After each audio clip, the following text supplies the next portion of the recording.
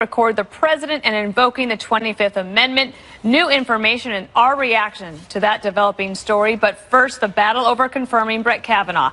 Senate Judiciary Committee Republicans hoping to have an answer by the end of the day on if Christine Blasey Ford will appear next week at a possible Wednesday hearing. Lawyers for Dr. Ford laying out demands last night that include having Brett Kavanaugh testify first. But Republicans are pushing back on that request during negotiations. President Trump also weighing in by accusing Democrats of trying to, quote, destroy and delay. The president also saying it's time to move forward with the nomination. I don't think you can delay it any longer. They've delayed it a week already. I have been accommodating. I say let her say what she has to say, and let's see how it all comes out. But they've delayed it a week, and they have to get on with it. And new information out today. One of the things her lawyers have said now, Greg, is that she does not want to fly. So she doesn't want to testify on Monday because perhaps she might have to drive to Washington. You kind of get the sense that now the Democrats are just playing with us. You know, the people that want to get this thing done and do the right thing, they're just saying, let's just try this avenue. They offered, didn't the Republicans offer to come and see her? So here's a tell that this is all political. When everyone on the other side assumes the worst of your opinion. So if you believe that this is political, and they say, well, you're defending sexual abuse. No, I'm just admitting this is more complicated and more nuanced a problem than you wish it was. And the Dems, in a political battle, they do not accommodate. But Republicans do. And the reason why is because Democrats always attack you morally. They attack your character. They say that, if you do not believe this person, you are an evil, sexist creature. They would agree with me on this, too, by the way. The fact is, and the Republicans, they get scared and they go, oh, back off, back off. So they're accommodating and they're accommodating. Now they're being taken advantage of. And I think it might be time to say enough. We would fly out there first class to see you or fly you out here first class. We'll get a motorcade. We'll do whatever you want. And the fact that that's not enough is telling you something. And Marie, one of the things about that is that now that they said that they don't want a lawyer to ask any questions during the hearing, they want it to be the senators, but they want Brett Kavanaugh to go first. How can he go first if the allegations against him are not laid out before that? There's nothing to respond to, right? Look, there's a lot of back and forth on details and how this will happen. And I don't think there's a substantive difference between Monday or Wednesday or Friday. And if she wants to drive, let her drive and she can testify at the end of the week. Fine. Driving is dangerous. Well, I wouldn't drive across the country, but if she doesn't like to fly, just let her drive. Safest form of travel is flying. But the bigger question, and so Dana's point is interesting about the, choreography here. I can't get that word out. It's Friday. I've been drinking and I haven't. How this plays out is interesting, I think, and they will be hammering out those details over the days before this happens. But a bigger question politically, Dana, is President Trump changing his tune this morning. A lot of Republicans in the Senate, I think, were very happy, and in the House were very happy that he had been measured, that he had said he was willing to hear from her and wasn't attacking her personally. This morning he changed tunes. He went after her on Twitter really aggressively, and I think there's some Republicans on the Hill that I'm hearing from that are like, this is already complicated enough as it is. President Trump is not a perfect vehicle to push back on these kinds of allegations. I would say from President Trump's perspective, he'd been pretty patient, Jesse, for about 5 days. And patient for Trump. I don't know. Right, yeah, exactly. But it's helpful. But more patient on anything than I've ever seen him do. Yeah. And people on the Hill, as you said, were very happy with that. He was not happy with holding back, and he unloaded. I thought that was about a 3 out of 10. He could have gone much harder after her, and I'm sure he's chomping at the bit, too. And he kind of feels the way Greg's been feeling about this. We've reached a point where Republicans have bent over backwards to accommodate her, and they want to hear from her, and they're doing everything possible to make it easy for her to come and testify. But you get the point that they're getting strung along. From the driving to the footsie to the not returning the phone calls, it's all about delay, and it makes you think, do they really care about getting the truth out, or do they care about delaying? So she testifies on Wednesday, right? After the drive across country. I hope it's very scenic and she hits no traffic. Tuesday comes around, and, maybe she's sick. Maybe there's another witness that's come forward. You don't know what's going to happen. At this point, I have lost total trust in Dianne Feinstein and the rest of the Democrats on the committee. They've abused the process throughout the last month. What's to think they're not going to pull some more hijinks at the end? And we have to preface it by saying, if this is true, I feel for this woman. I believe she believes something happened. But the more and more we get into the gamesmanship, the more skeptical people get. And Morgan, today, Mitch McConnell, the Senate Majority Leader, was at the Value Voters Conference, and he said, don't get rattled, just stay calm. He will be a Supreme Court justice, and he just said soon. What do you think he was trying to signal? So I agree that I think what we've seen the past week is it go from something that looked like, okay, we want to seriously hear this woman, and it's gotten more and more and more political this week. If you'll notice, and I have to say, I'm pretty disappointed in the Democrat members on the Justice Committee. People like Feinstein, who I actually thought during those 4 days actually conducted herself well compared to Spartacus and others on the committee. And there's other people on that committee that I've traveled with on congressional delegations with that I have a high opinion of, and to see their statements, which I think have gotten to be so blatantly political. If you really think that this woman is a victim of sexual assault, if you truly believe that, I don't think that she's being handled properly by the Democrats at all. And Axios has just reported that that the Democrats are seeing this as another wedge moment to drive out even more female votes for the midterms. So it's gotten political, and the Democrats know that they see that this is an issue to get more women out. And you know what? I think it's disgusting, because sexual assault is the most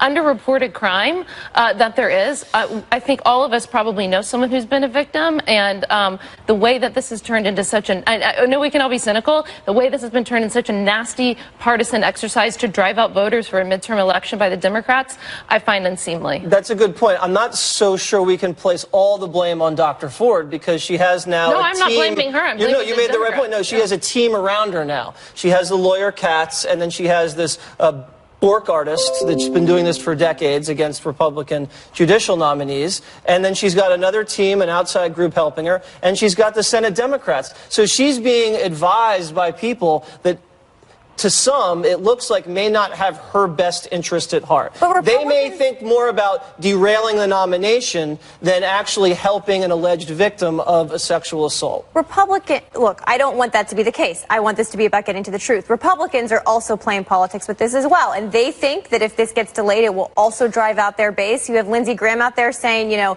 Kavanaugh's been the victim of a drive-by shooting, and he'll listen to the lady, but we've got to move on.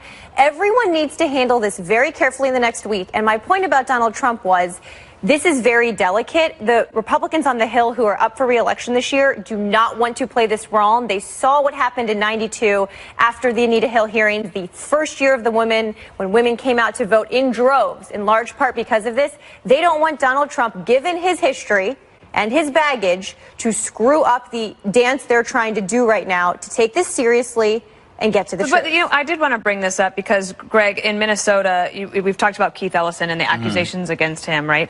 So a new poll was conducted, the Minnesota Star Tribune and Minnesota Public Radio News, find that only 5% of Democrats in Minnesota believe the allegations of emotional and physical abuse leveled against Representative Ellison, who is the DNC's deputy chair. Feels a little bit like double standard. Yeah, well, I don't... Sadly, team sport politics infects everything. It infects the clothes you wear now. It affects politics. It affects sports. It affects entertainment. And now it's polluting and poisoning relationships between genders. I mean, the fact is, I think men and women both want to get to the truth. But if you point out the possibility that this is a murky, uncorroborated story and that the male might be innocent, then you will see people in the media say things like, what is that person hiding? So what that does is that keeps people from actually speaking out. You can be legitimately scared of being falsely accused and not have due process. You should be scared of that. But what people will say to you, no, you're not scared of that. You're scared of what you did that summer. What did you do when you were in high school? And that has everybody going like, but I'm just saying, imagine if all men and all women said enough. You can't operate on the politics of personal destruction, okay? We want to get to the truth, but we're seeing how this goes, and we see that we're all vulnerable. So, you know, sensible Americans believe in justice and due process, and we're not seeing it. All right, Democrats already have a plan to unseat Kavanaugh if he gets confirmed.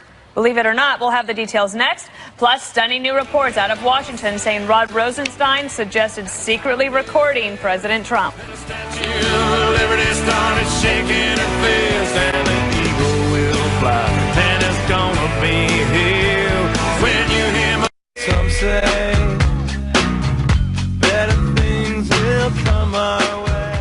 Democrats with eyes on retaking control of Congress, promising to continue investigating Brett Kavanaugh even if he is confirmed to the Supreme Court. There's a whole investigative process that can and should take place. And you know what? This is such bad practice that even if they were to ram this guy through, as soon as Democrats get gavels, we're going to want to get to the bottom of this. You can't ignore a crime victim's claim that something happened, refuse to investigate, throw her up into the stand without the least bit of support for her, without the least bit of effort to corroborate what she says, and then walk away from that as if you've behaved at all properly.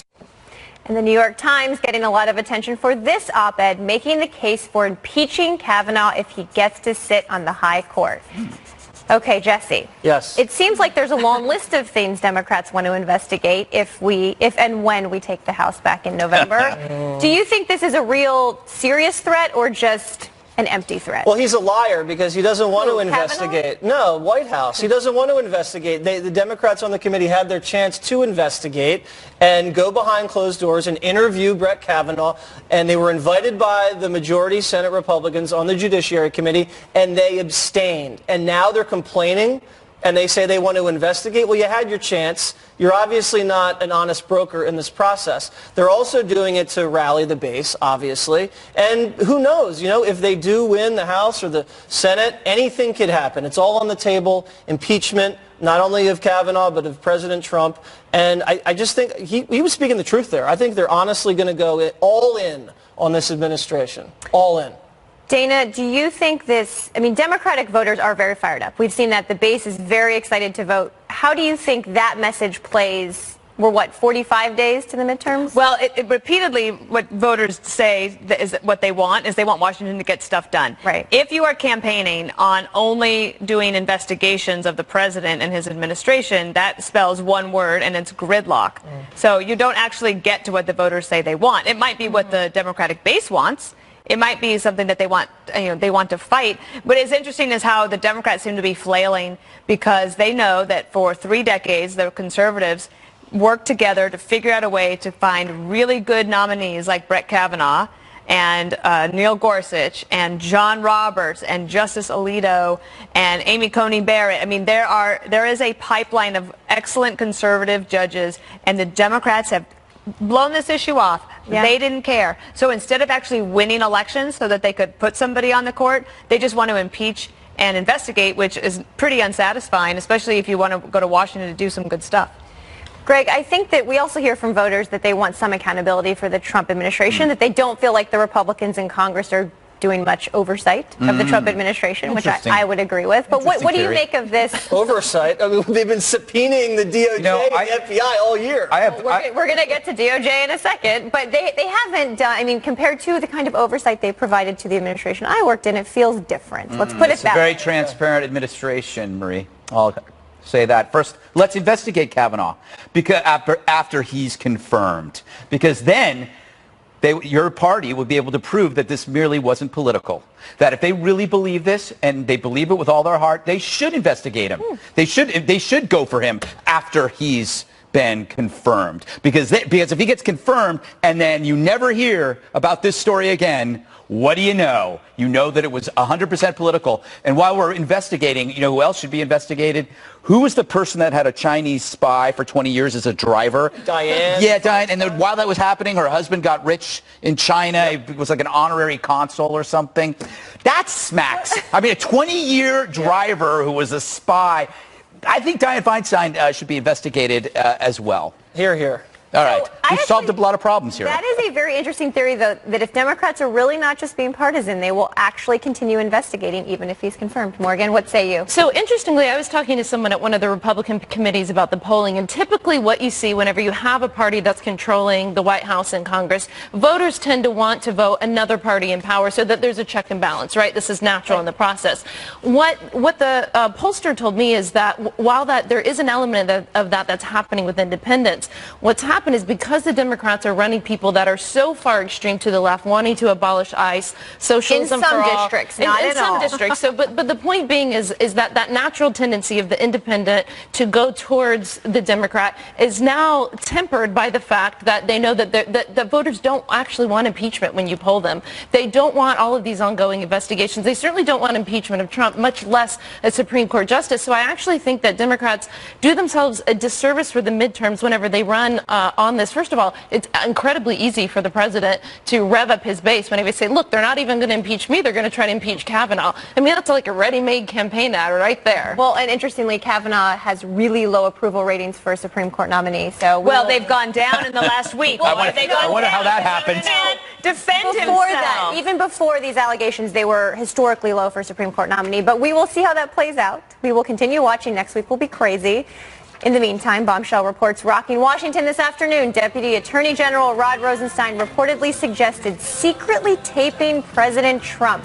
The breaking details just into Fox next. Stay tuned.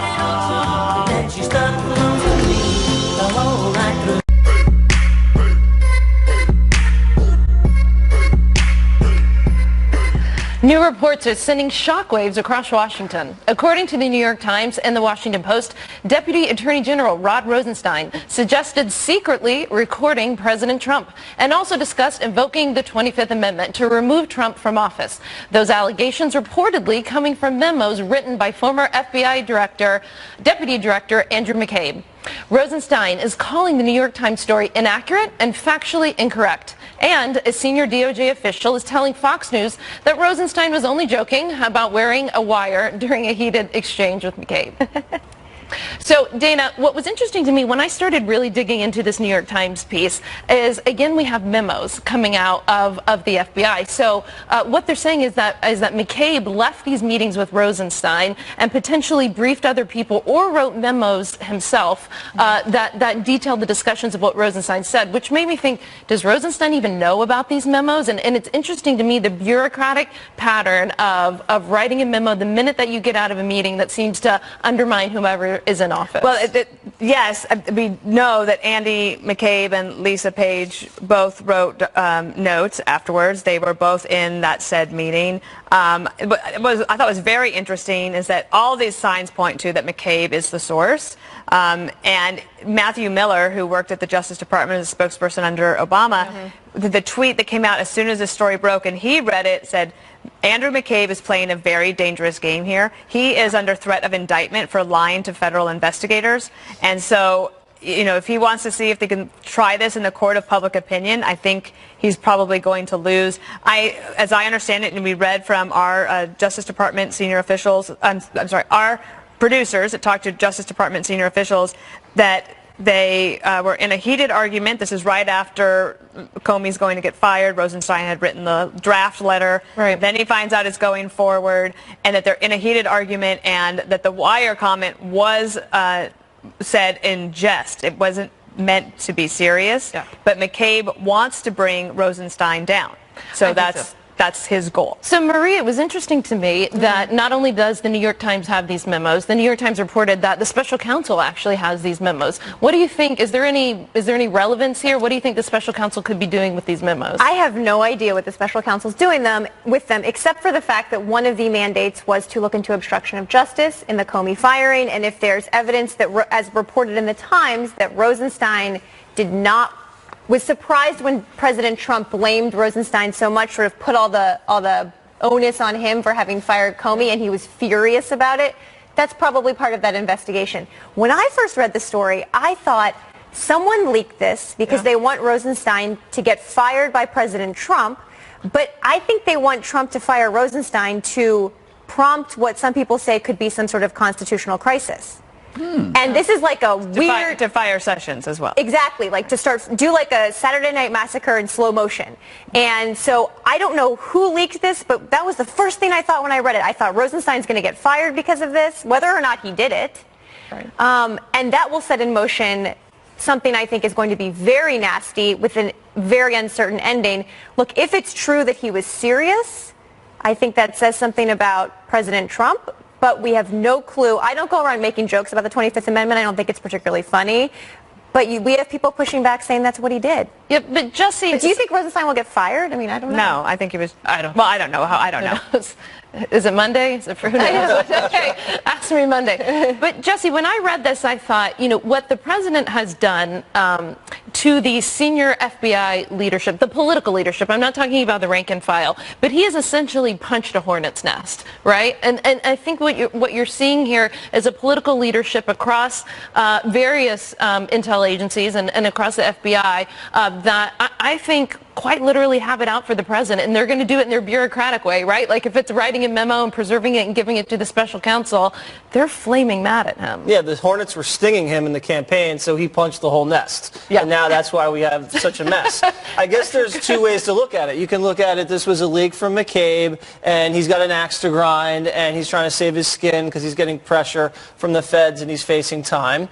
Or you can look at it like, hey, maybe there's some truth to this. Because remember the last time Rod Rosenstein was accused of threatening Senate staffers to investigate them and turn them inside out, it came out, oh, yeah, he was misinterpreted. That's not exactly what he said. So we've been through this before, and we know that McCabe's a leaker. I mean, that's on the record. He's already known to be a leaker. So if it's true that he was conspiring Rod Rosenstein in any way against the president, and if you look at the article, it says he was paranoid, he was frazzled after Comey was fired, he didn't know what was going on. That was the mental state that he was in when he appointed Mueller to be special counsel. So that adds a little intrigue about that, and it raises a lot of doubts about his mental state during that, too.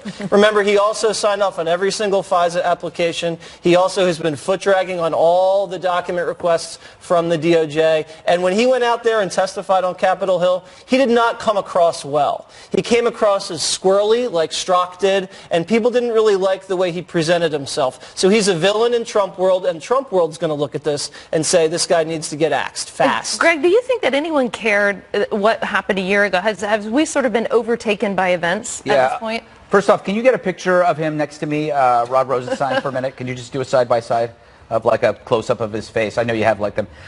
I'm older than him. Really? I just want to point out that I'm older than that fella. How old is he? I am incredibly depressed. All right.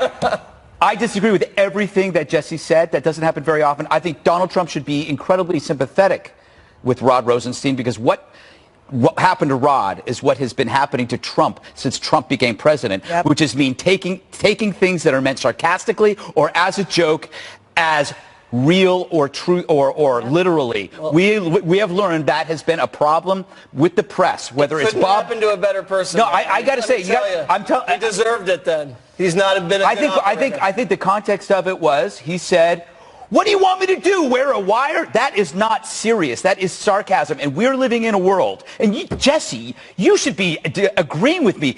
We're living in a world where humor and sarcasm no longer flies, and neither does context. How many times have you made a joke? Wait, let me finish. How many times have you made a joke and somebody on a blog says, aha, he said so-and-so is a witch, and it's a lit, and they take it out. This is the world. He's a humorless person, and we saw I think he looks like hearing. I don't think this guy's got a funny sense of humor at all. No, but okay.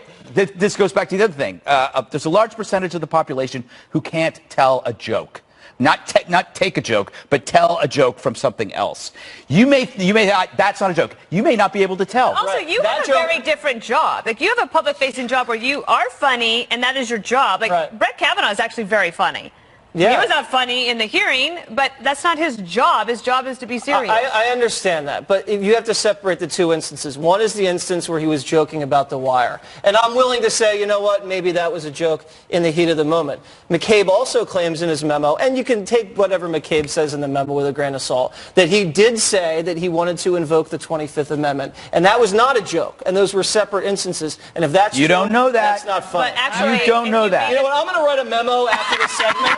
And it's going to be memorialized, and I'm going to say, Gutfeld is a total... I have memos. All right, guys. Anti-Trump filmmaker Michael Moore, my favorite, not really, with a promise that will make many Republicans happy. That and more in the Fastest 7. Up next.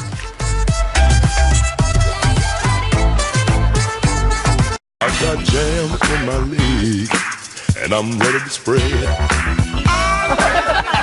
You guys love that song. Welcome back. Time for the Fastest 7. All right, first up. Don't let the door hit you on the way out. Liberal movie maker Michael Moore joins the growing list of anti-Trump Hollywood celebrities threatening to flee the United States. The Democrat director tells reporters he'll move to Canada if he gets too much backlash for bashing President Trump in his new documentary, Fahrenheit 11/9, which opens today. No clip. Here's a clip. Stop resisting. The president's powers here are beyond question. Ladies and gentlemen, the last president of the United States. Gutfeld's already got his tickets. Hey, I'm worried about this. If he leaves the country, we're going to have to rearrange America. It's like baggage on a plane. When you get on a small plane, you got to have the balance of the plane. Nice. If he leaves the country, we're going to see some major problems. That's not nice, Greg. What are you talking about? The things he says about Republicans, the things he says about average... When they go low, we go high. Not me. I'm born low. Speaking of, Dana. Well, thank you.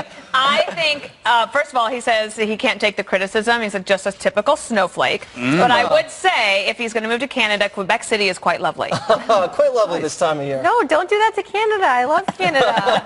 Don't do that to Canada's like, Canadians. no, you have them. We don't want them. Yeah, no, they're the nicest people. Morgan? No. The only thing I have to say is hashtag bye Felicia. Oh, see you later. Bye. Up next, His name is looks Michael. like this guy is out of the running for Father of the Year.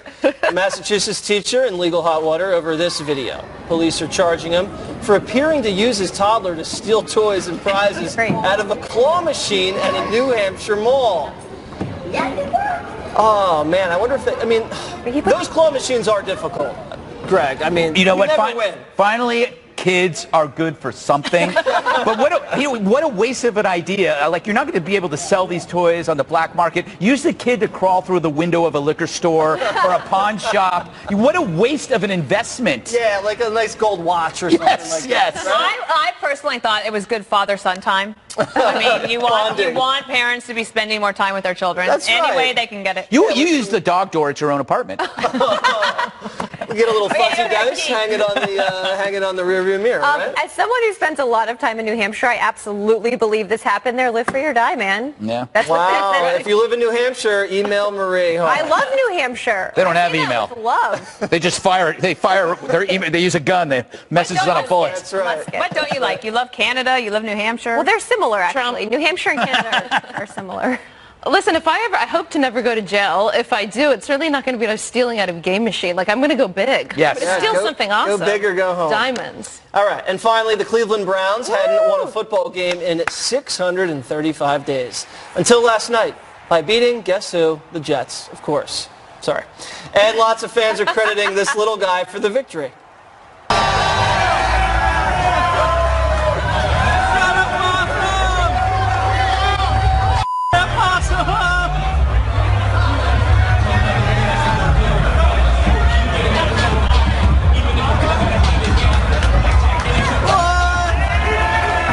Cleveland, that's disgusting.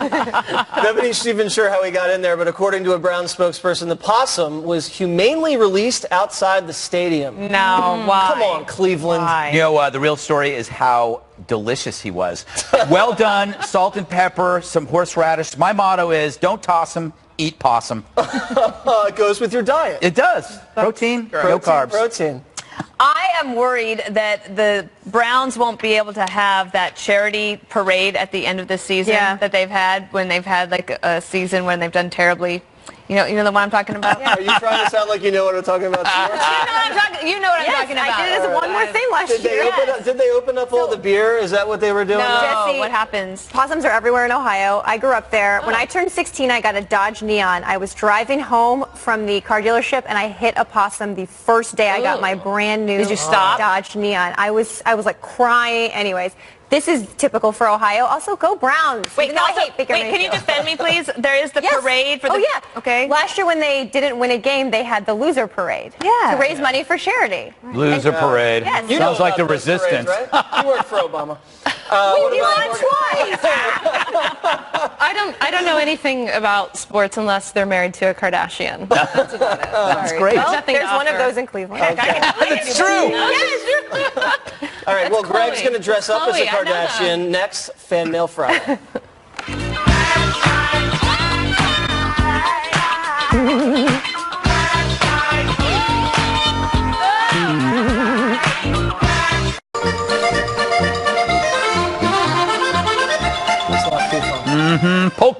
It's Fan Mail Friday. Let's get to your questions. All right, let's start with Dana from Frenchy Firecracker. Always. Every week. Yep. What things do you do every day that you wish could be automated? I would love for someone to be able to make my Carnation Instant Breakfast and English Breakfast tea so that Peter didn't have to do it. And then when he's out of town, if a machine could do it, that would be great. Well, that's interesting. Replace a man. All right, Jesse. First of all, I'd like Frenchy Firecracker to send a photo next time so we know what this person looks like. I mean, she's every week, Greg. How do you know it's a she? Frenchie, How do you know it's a she? You and Frenchie have a thing? Yes. Automated, probably prep for the show. It would save me so much time. Yeah, 10 minutes. In the afternoon, very funny. Hours. Hours of prep. Marie? I am really old school, and I hate when you go to the airport and you have to use the iPad to order and there's no one there. I hate automation. I want things to go back the other way. I hate, You want bank tellers. Yes. You don't like ATMs. No. You want to I like bank. I do like bank tellers. I can cash a check on my phone. no fun robbing an ATM. I still print out tickets in paper. I don't want any of this. Okay. Morgan? I feel like everything in my life is automated living in New York. I order Seamless. I order my groceries online. I order my Uber. I hate all that. So you've got everything on it. You want to flag a taxi? All right, That's what I do. You guys are such. The most obvious answer here is shaving. Oh, that's a good answer. It's so hard to reach my back. But anyway, no, it's like that's if you want to wouldn't that be great to just get rid of shaving once and for all? You just walk into a machine and it just goes like this. Like that? It's called laser hair removal. Well, I don't have. I'm not going to do that. Oh, this is good.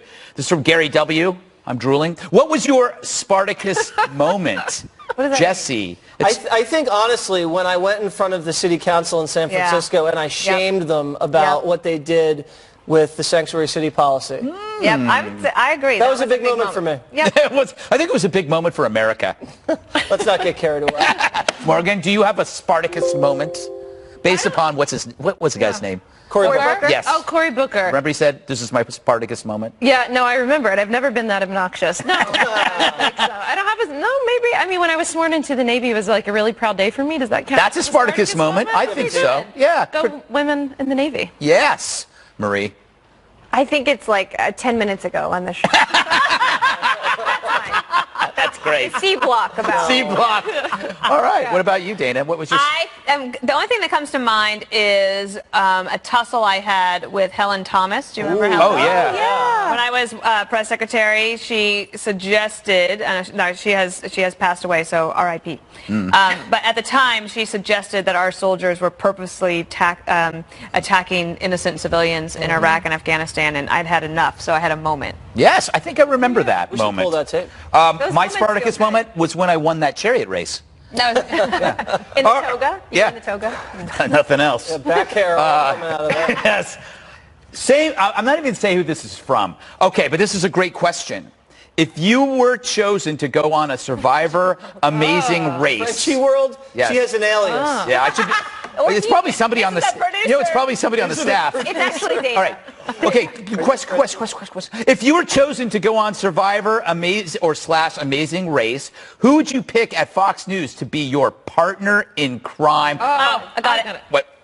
Morgan? Okay, I was going to say Dagan McDowell. Oh. I love Dagan. That's a Dagan good would one. like kill an animal, skin it, whatever you need to do. She'd shave her head if you need to, like Dagan. I would say Bill Hemmer. Yeah. Because, he knows every place in America. When we do election night, he knows every single county. He's got great geographical skills. Fantastic. Very pragmatic choice.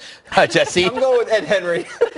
Why? I was going to go with Pete Hegseth because I think he's really athletic and, he was in the military. But then I always watch Fox and Friends Weekend, and Ed Henry always beats Pete Hegseth at all the athletic endeavors. So I'm going to go with Ed Henry. They should challenge you to come in on a Saturday. Yeah. Work a weekend? Yep. Marie? I think Katie Pavlich, man. Oh, yeah. She is tough. She's gun-toting. And she's certified. Exactly. I'm taking her with me. This liberal's taking her with me. I was trying to think who would have the best pharmaceuticals. So I was gonna go Dr. Siegel. Dr. Siegel, but he's very tough. He's not gonna give it to me. So it has to be somebody old, but so that I can take them from them. But I'm just gonna go with Rick Leventhal because he's sexy. Why not take Tyrus? All right. Tyrus, that would You be can good. get anything you want. With No, Tyrus. no, you know why? Because Need a if there's let's say we're on a deserted island and there's a fight, he's gonna kill me because he can. He's like, there's no way. He could run. Yes, he could probably outrun me. The guy works out every day. Dagan. Oh, Yeah, Dagan's this is a good. quick one. Do you remember your first drink and what was it? Yes. Marie? I think it was like Kahlua, like a White Russian sort of. Yeah, that was like a good starter. That's a first drink. Yeah. Amaretto sour. That's very mature for what I age? had that last night. 21. Trick question. Jesse? Either beer or screwdriver. Rum and Coke, and never had one since. Wow, you don't like it to throw up a lot? Yep. Yeah, your first drink was that. You know what? My first one, Altar Boy wine. Yeah, I don't remember that picnic. Thank God. All right, one more thing is up next.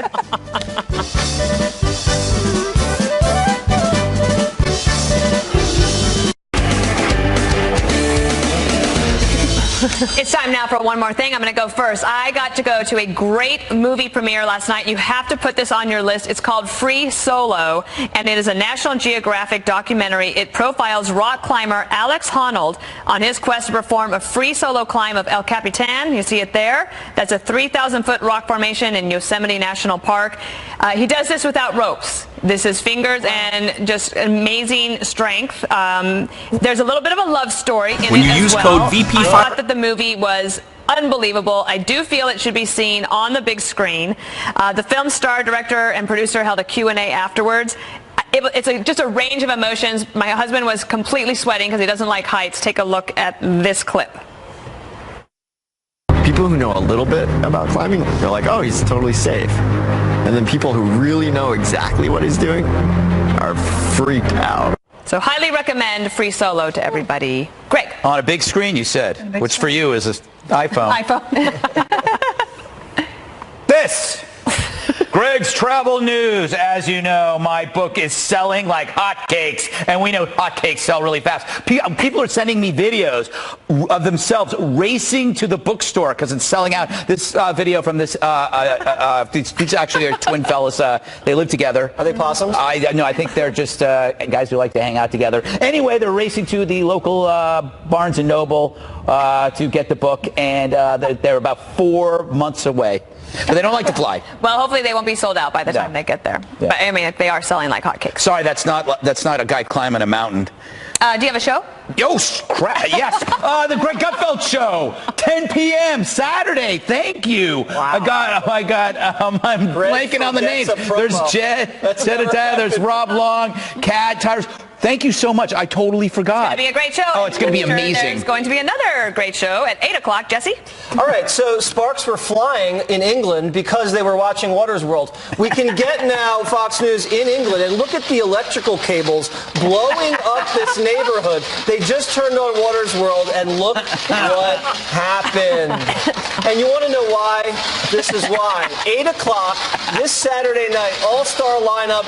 Get ready for this. Brace yourself, Gutfeld. Lou Dobbs. Yes.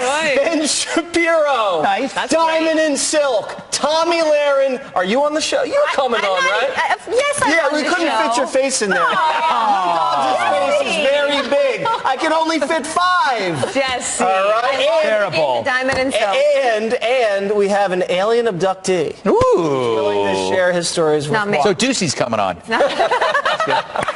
Marie, you're next. Okay, for all you nature lovers out there, this one's for you. A Florida-based company, See Through Canoe, posting a video showing the moment one of their clear-bottom canoes gets stuck. Take a look there. It got stuck on an alligator. Ooh. On the alligator's back. Look at that. My Company reps say the alligator stayed there, quote, for what seemed like forever. When the gator finally backed up, the canoe moved with him for a few feet before he eventually disappeared. This does not look fun to me. No. And I am a nature lover. I do not. No. That Canoe doesn't look deep enough for me. Or solid enough. I'm not into that. Okay, Morgan. Okay, so I am very excited. Tomorrow I am helping host a brunch for one of my best girlfriends, Jenna Edwards, former Miss Florida USA. She started a charity 18 years ago for kids that have cancer. And so what she does is she goes into hospitals around the country and she does Queen for a day, or she does King for a day with the little boys. And she dresses them. She started by giving away her pageant Argentiera's whenever she was a beauty queen in the South, and she would give them away to little girls. And what she found out was that all of these cancer treatments are, of course, hard on them physically, but also really hard mentally and emotionally for them. So I'm so proud to be helping Jenna with the 4-day charity tomorrow. If you're in New York City, you can come join us for brunch, and we're going to be helping children with cancer. That's a really important charity. Greg, do you have one more question? What habit would you like to break, Dana? Tapping the table. Yeah, Skip. Jesse? I don't have a lot of bad habits. You disagree? No, I'm just laughing because I can't think of one either. I spend too much time on my phone. Yeah, that's a good less one. phone time, more reading. Morgan? I'm very messy. My husband is here. He'll say I'm like incredibly messy. Really? I'm Should be surprised neither. about that. I don't think so. You? Slob. What habit I'd like to break? Helping people. Yeah. Taking up You a do lot of my time. that. I do You a lot of helping people. All right, that's it for us. We'll see you back here on Monday. Special Report is up next. There's a lot of news to talk about. Hey, Brett. There always is. Thanks, Dana. Have a good weekend. This is a Fox News Alert.